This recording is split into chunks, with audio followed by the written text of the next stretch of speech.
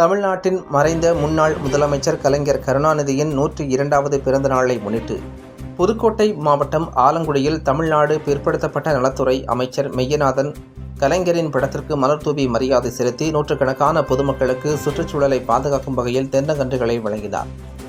தமிழ்நாட்டின் மறைந்த முன்னாள் முதலமைச்சர் கலைஞர் கருணாநிதியின் 102வது பிறந்தநாள் விழா செம்மொழி நாளாக கொண்டாடப்பட்டு வருகிறது.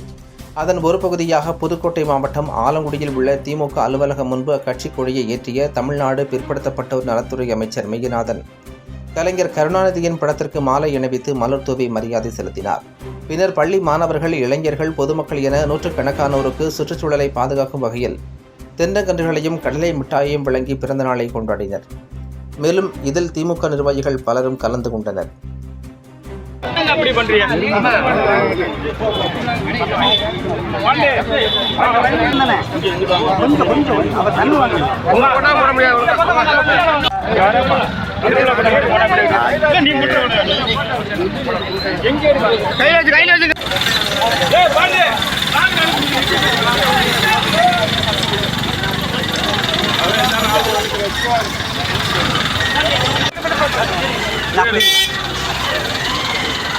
கொஞ்சம் லாங் நின்றுடுங்கப்பா. எல்லாரும்